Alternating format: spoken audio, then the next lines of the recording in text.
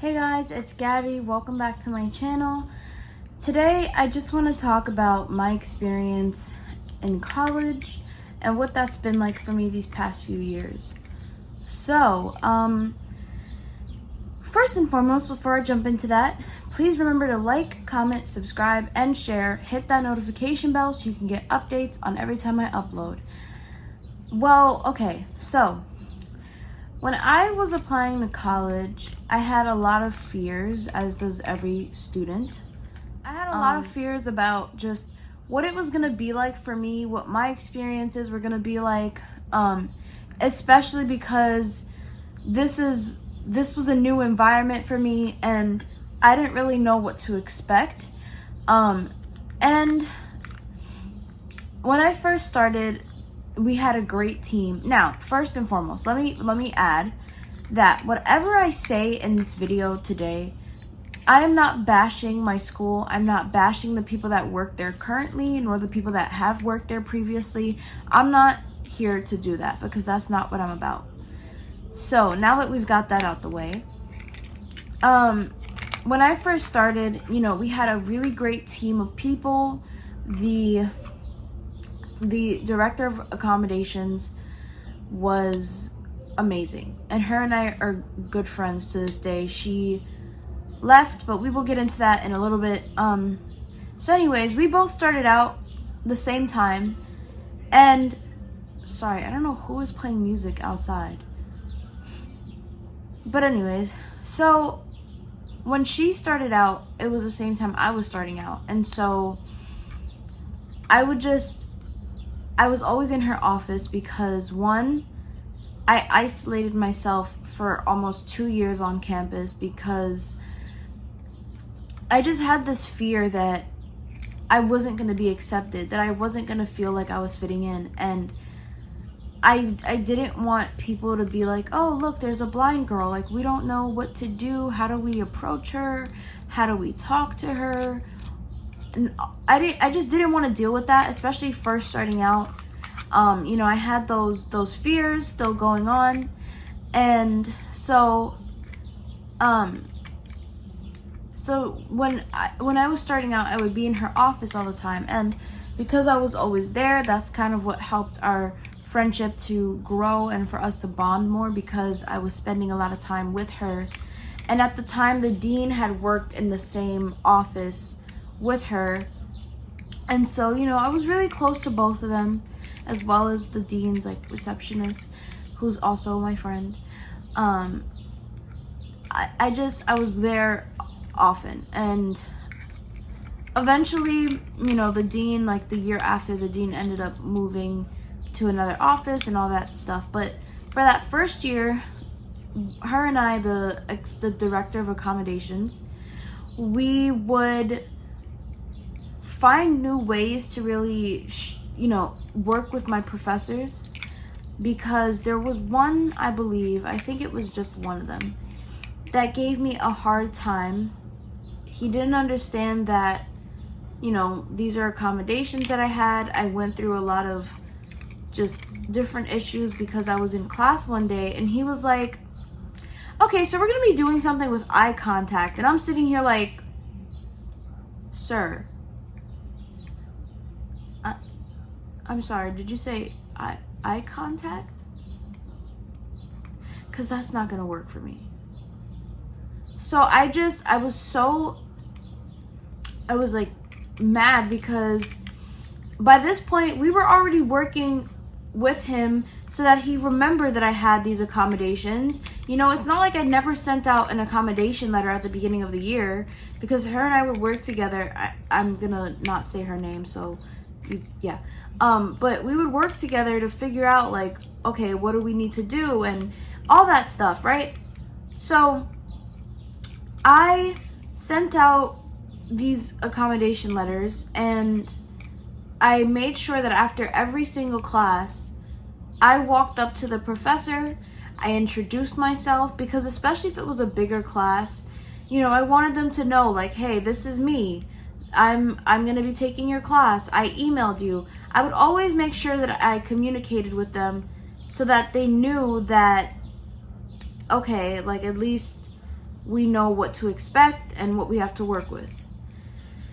So, by this point, like, I'm already aggravated because we've been working with him over and over and over again to make sure that he remembered, like, hey, I have accommodations. Refer back to the accommodation letter.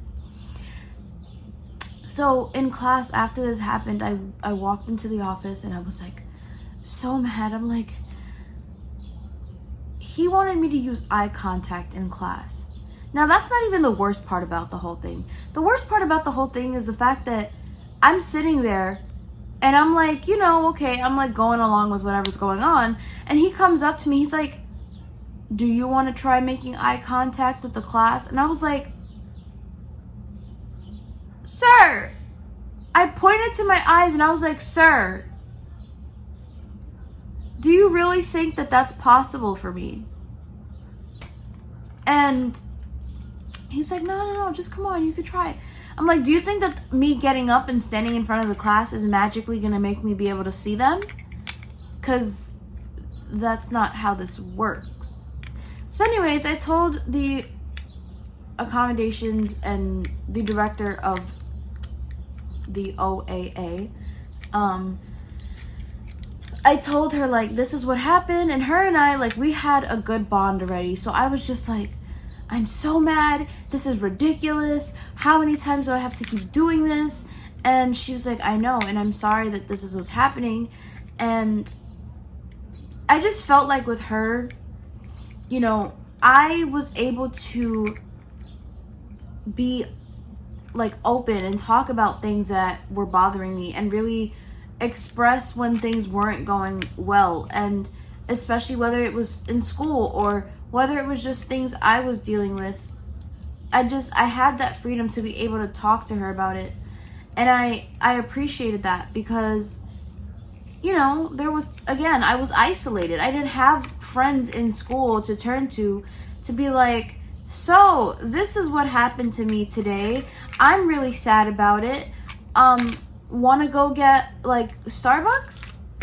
I didn't have that for like 2.5 years.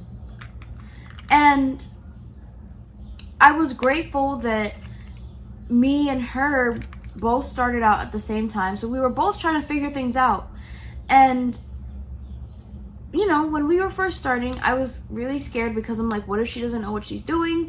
What if I keep playing with my AirPod like case thing? So sorry, this is just what I do. So I was just like, what if she doesn't know what she's doing? What if she doesn't know how to help me get accommodations? I don't know how this is gonna work. I didn't know anything about how all of that worked. So nonetheless, all these classes that I was going to, and, you know, all the classes I took my first year, a good chunk of them, the professors were just not accommodating. And the reason why I have questioned, like, transferring, well, no. I don't know. My mind's like, I'm graduating now, so it's like, whatever, it doesn't matter. Obviously, like, next semester in the spring. I feel like I'm just rambling at this point. I don't know. Anyways, so these classes I was taking, you know, a lot of the professors just weren't accommodating, and I hated going to class a lot of the time because I just felt like I was trying to speak out about things that were important and things that I thought needed to happen, and it was like I was talking but nobody was hearing me. And I still feel like that to this day.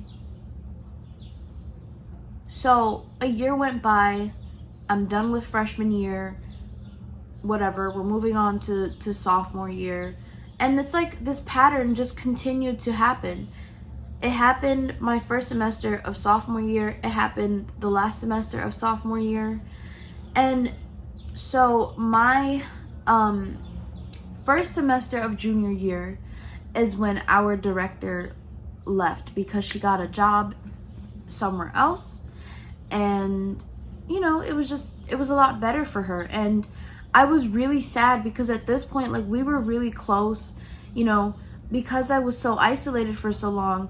I would eat lunch in her office. I would go and sit with her. And I always used to tell her, like, and I told you guys this in my video where I talked about the difficult aspect of blindness, which I will link below if you haven't seen it yet. I just felt like I was a burden. And so, hold on, let me fix my, okay, I hope that's good. I would tell her, like, I feel like I'm a burden to you. And if I am one, like, please, you have the right to tell me, like, Gabby, I don't need you in my office right now. You know, I need my space. I need my time. But it was like, you know, we would talk about these things and she was like, you're not a burden to me. You're not bothering me. You're not in my way. You're actually, you know, it's been fun, like, being able to sit down and talk with people and just feel like, you know. And so we just had so many conversations. I made a lot of blind jokes. She made a lot of blind jokes. And I didn't care because at this point, like, we were already close enough. And I was like, okay, whatever. And there was times when I would go in her office. I remember my sophomore year, I went in her office and things were just kind of rough. And I was just dealing with my own, like, mental health problems of figuring out, like, what I was doing, why people didn't want to connect with me, why I wasn't making friends. And I just remember, like, crying, and I was just like, I hate this school. I hate being in this building, and I just don't like the fact that I'm always putting myself out there. I'm always advocating. I'm being proactive. I'm doing everything that I can do. But people just genuinely didn't care. They didn't want to make those connections with me. And like I was saying, so, you know, I would have lunch with her. She would help me go across the street to get lunch when I was hungry, if I didn't want to eat the school, you know, the cafeteria food. And even asking her for help for things like that, for going downstairs to the lunchroom, I was always, like, really skeptical because I'm like, I don't like asking for help to begin with. I don't want her to think, like, okay, what, this girl's been here for almost 2 years. She can't go downstairs to get food on her own, which wasn't true because there was days where I would go by myself and I would figure that out. But I have anxiety when it comes to being around crowds and being in social situations. It's a real thing. I've never been, like, diagnosed for having anxiety, but I definitely do. I panic and I shut down, and I feel embarrassed if I make the wrong turn and people are there looking at me and none of them want to help me. And it's just all these things that go through my mind. And so there would be times where I'd be like, hey, I know you're really busy today, but if you are going out to get lunch later, can I come with you? And I was respectful about it. I wasn't like, hey, can you bring me to lunch? Thanks. No, I felt comfortable enough to be able to, you know, say these things and talk to her and explain to her why I always was scared to go up to her and ask her for help. And every time I would say, hey, you know, I don't mean to bother you. I really don't. She was always respectful about it. You know, she was always like, why are you, you know, you're not bothering me. It's not a bother to me. Because even if she wasn't going to get lunch, she would either go downstairs with me or she would walk with me to, like, you know, wherever I wanted to go get lunch from, she would come with me. And she didn't have to do that for me. She really didn't. And I'm like grateful that I was able to have that connection with somebody my first 2 years. I should say my first, like, 2.5 years. Because I was already dealing with my own thing of feeling isolated and not being able to find people that would help me if I needed it. And on top of that, knowing that even though it's not in somebody's job description, knowing that they could be booked for the whole day, and knowing that they were okay with helping me even though I felt like I was a bother. That was something that I constantly thanked her for, because I already know how stressful she used to get with just dealing with everything else that was going on. And so I would tell her, like, listen, if you're dealing with a lot today, you don't need to help me. And it's not like I said it like, oh, I need help, like, help me. Because I was independent. And again, it all goes back to those crowds and being around people who weren't going to help me regardless. So I would come to her and I would be like, I know you've been stressed this week. I know you're dealing with a lot.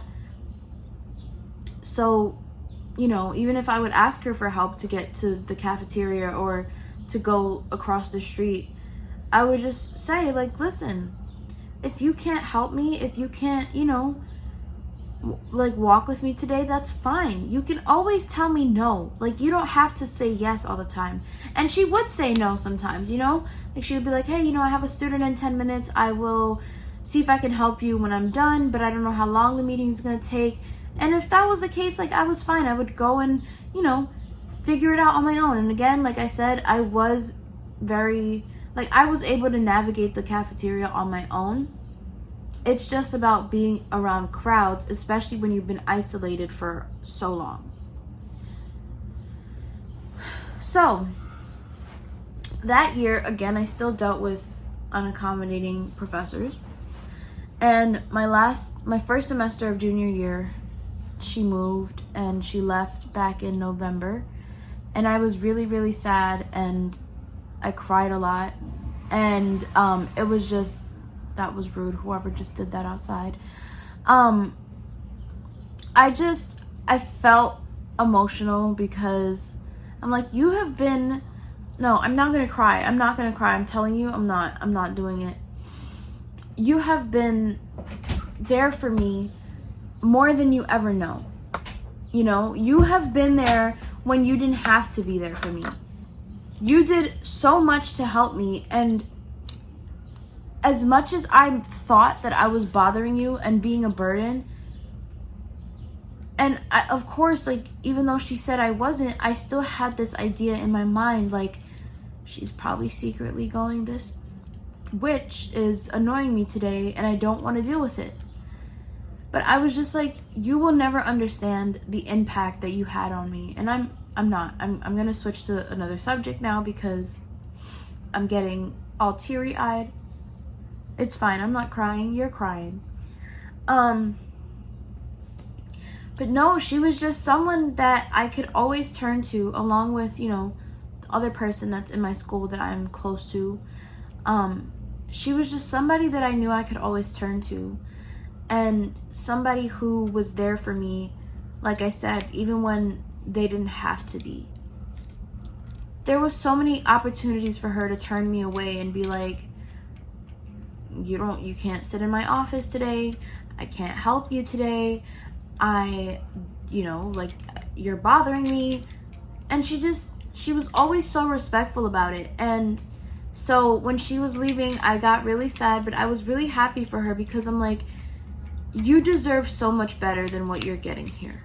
Again, I'm not bashing my school, nor am I bashing anybody else that I will be briefly mentioning. But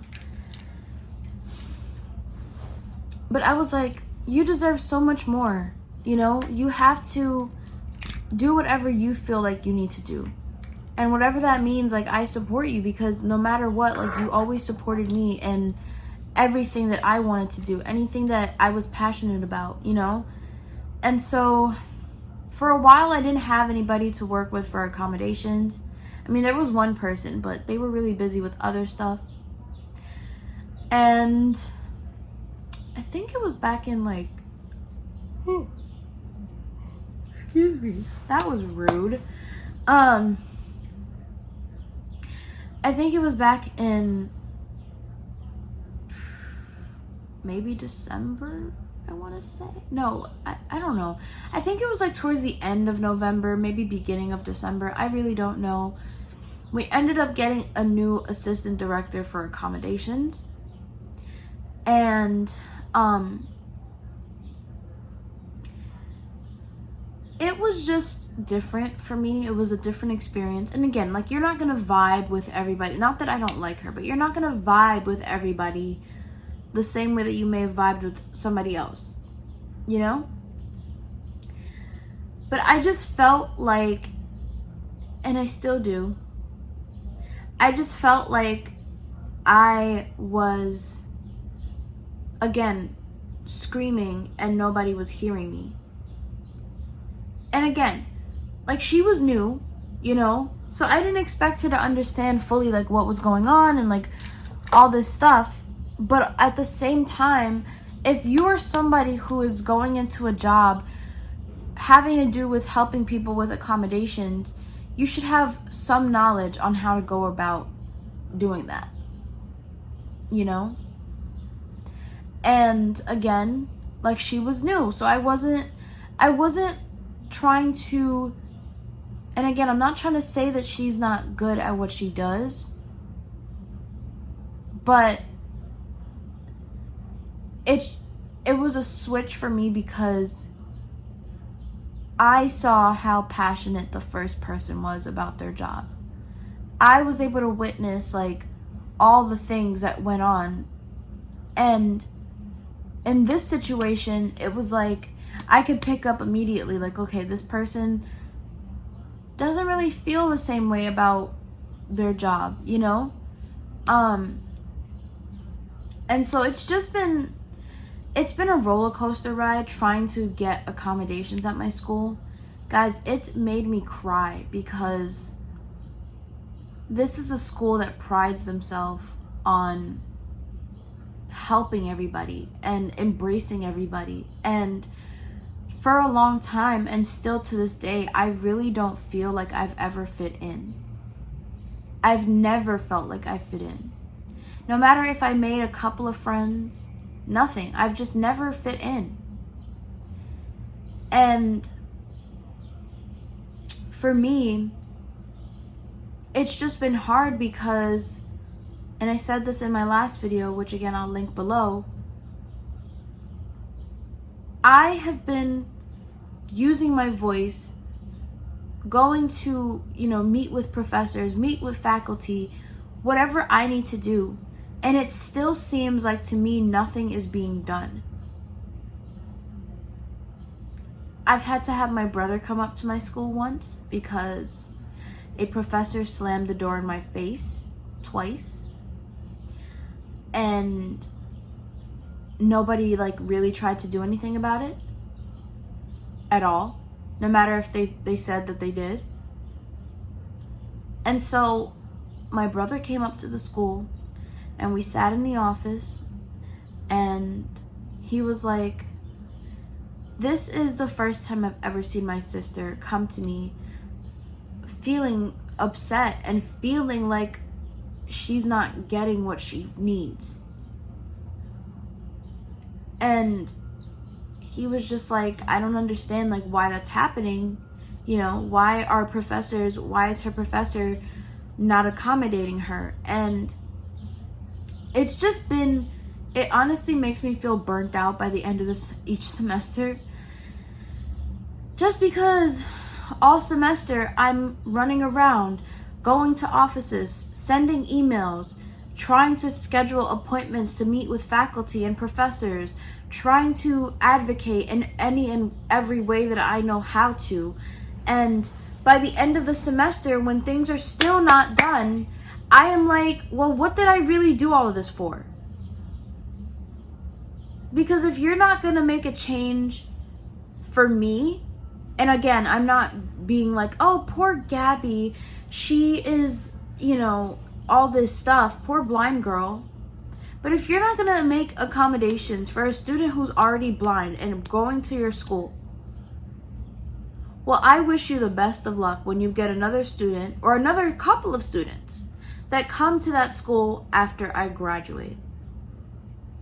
Because as much as I have tried to be, an influence, like, to people who may want to come to my school in the future,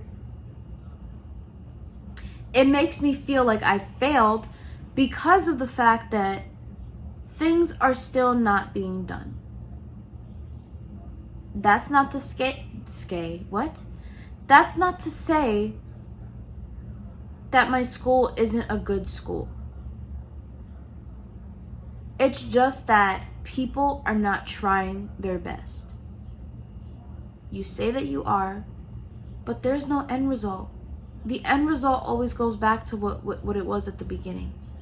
It always goes back to me feeling like, okay, as a student, why am I the only person trying to fight for the greater good? Like, why am I the only person trying to make a change?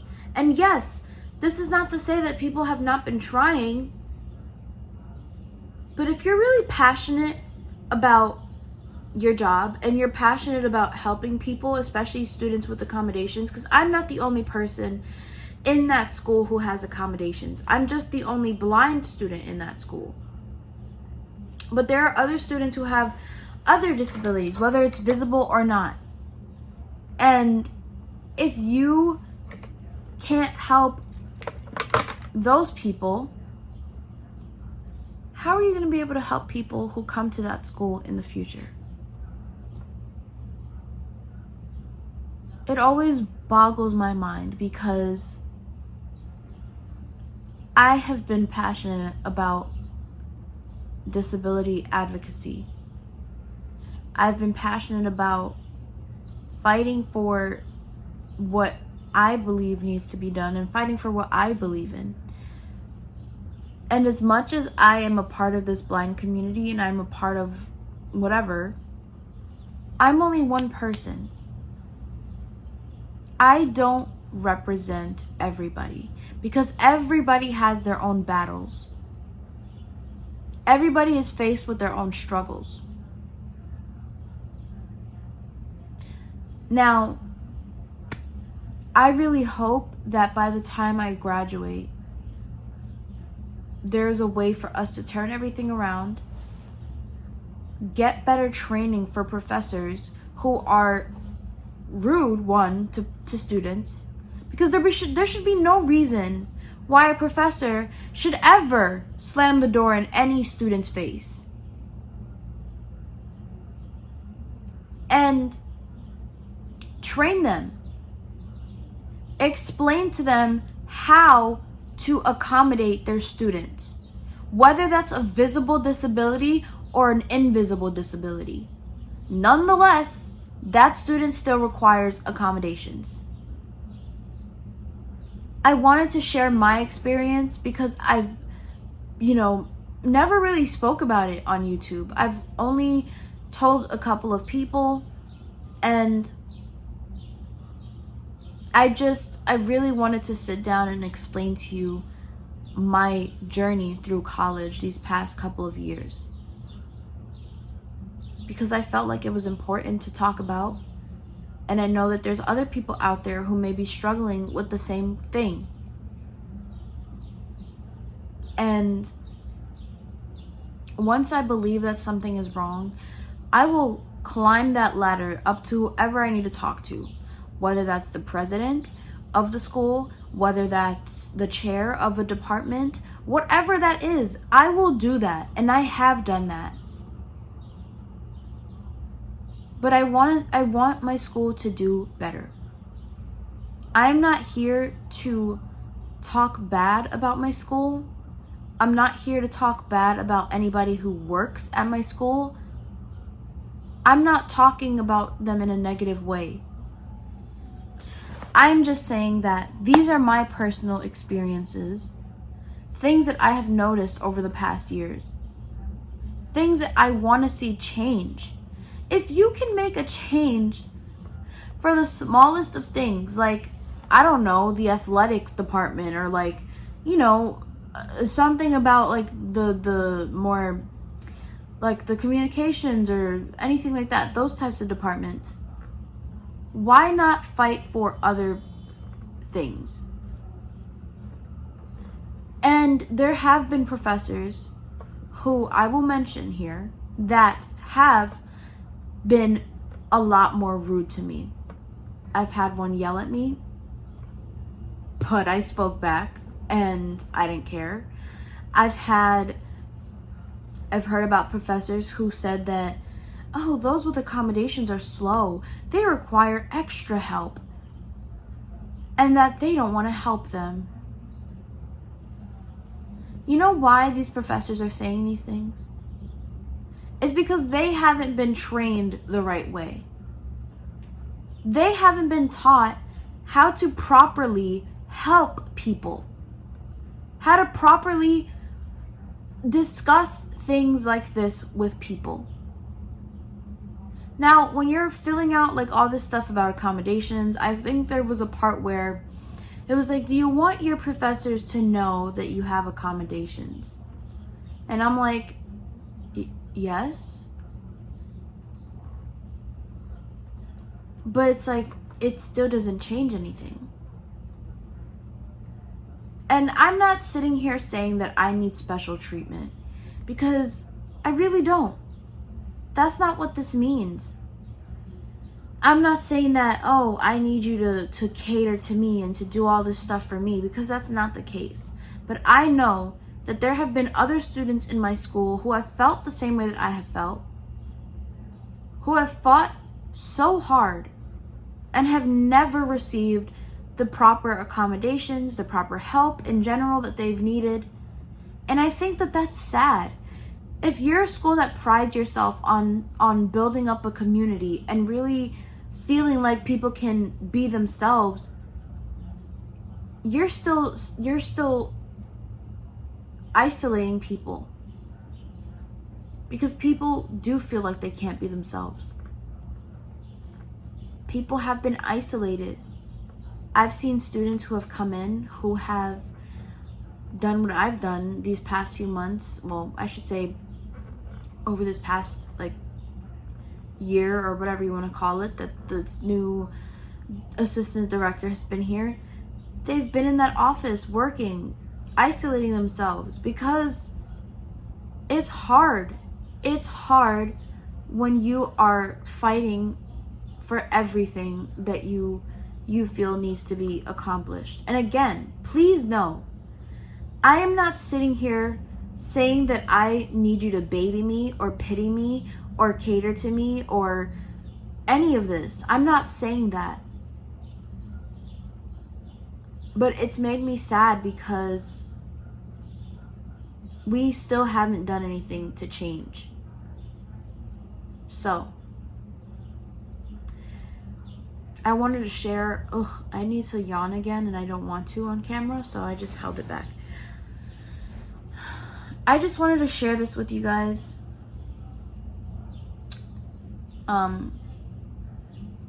And these are just my opinions. I know everybody has their own opinions, but these are just some of the things that I've experienced in college, particularly.